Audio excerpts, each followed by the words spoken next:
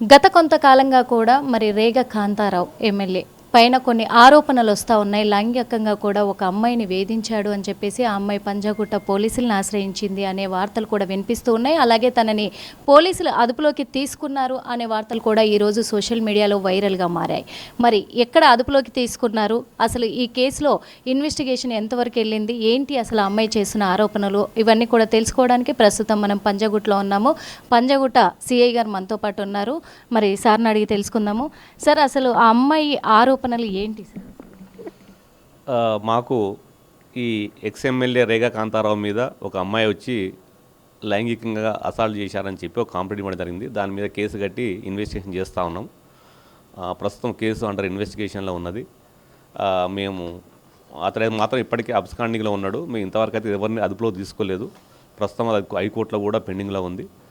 మేమైతే అతన్ని ఎక్కడ కూడా అదుపులో తీసుకోలేదు. అంటే బెంగళూరులో అదుపులోకి తీసుకున్నారు, ఇక్కడికి తీసుకొస్తున్నారు అనే వార్తలు ఈరోజు ఉదయం నుంచి కూడా బాగా హాట్ టాపిక్. లేదు, మేమైతే ఎక్కడ మేము అదుపులో తీసుకోలేదు. మేమైతే మా పోలీస్ సంబంధించి అయితే మేము తీసుకోలేదు. వేరే కేసులు ఏమైనా ఎక్కడ వేరే కేసులు ఉంటే మాకు తెలియదు, కానీ మా కేసు సంబంధించి అయితే మేము ఎవరు పంపలేదు, మేము తీసుకోలేదు. అదే రోజు కూడా ఇక అలా అడ్వకేట్లతోటి కోర్టులో తను నన్ను అరెస్ట్ చేయొద్దు, నేను అన్ని ప్రూఫ్స్ ఉన్నాయి, నేను నిరూపించుకుంటాను, అప్పటి వరకు అరెస్ట్ చేయొద్దు అని చెప్పేసి కూడా పిటిషన్ వేసినట్టుగా తెలుస్తూ ఉంది. ఇప్పటివరకు ఏమన్నా ఆధారాలు కానీ లేకపోతే ఎవిడెన్స్ ఏమన్నా మీకు తీసుకురావడం కానీ, తను మీ ముందు హాజరవ్వడం కానీ జరిగింది? అతను ఇంతవరకు మా దగ్గర రాలేదు. హైకోర్టులో క్వాష్ కేసాడు, అది నడుస్తుంది, అది పెండింగ్ ఉంది. దాన్ని బట్టి హైకోర్టు ఆర్డర్స్ బట్టి ఫర్దర్ పోతాం. తనను విచారించే చేస్తాం.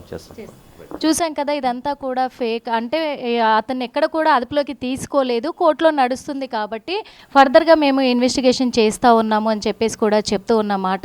ఇంకొక విషయం, అమ్మాయి ఇచ్చిన లైంగిక వేధింపులు జరిగాయి నా మీద అని చెప్పేసి కూడా చెప్పారు. అదేవిధంగా కూడా సార్, అమౌంట్ ఇష్యూ కూడా ఒకటి జరుగుతూ ఉంది. తను డబ్బులు ఇచ్చింది 4 లక్షలు అని చెప్పేసి కూడా విచారణ చేస్తూ ఉన్నాం. బ్యాంక్ అకౌంట్ స్టేట్మెంట్స్ అవన్నీ కూడా తెప్పిస్తున్నాం. అంతా కూడా విచారణలో ఉంది. ఇద్దరివి కూడా ఆ బ్యాంక్ అకౌంట్స్ తెప్పిస్తూ ఉన్నాము కాబట్టి ఫర్దర్గా ఇవన్నీ డీటెయిల్స్ మేము సేకరించిన తర్వాత ఫర్దర్గా ప్రొసీడ్ అవుతాము అని చెప్పేసి చెప్తున్నారు. కానీ ఇక్కడ రేగ కాంతారావును మాత్రం ఇప్పటి వరకు అదుపులోకి అయితే తీసుకోలేదు. తను పోలీసుల ముందు కూడా హాజరవ్వలేదు. ఎటువంటి ప్రూఫ్స్ కూడా ఇప్పటి వరకు పోలీసుల ముందు అయితే తను సబ్మిట్ చేయలేదు. ఇది విషయము. సోషల్ మీడియాలో చక్కర్లు కొడుతున్నట్టుగా ఏది కూడా జరగలేదు. అతి త్వరలో కూడా రేగ కాంతారావు కేసు ఏదైతే ఉందో పంజాగుట్ట పోలీసులు దాన్ని ఛేదించే విషయంలోనే దర్యాప్తు కొనసాగిస్తూ ఉన్నారు.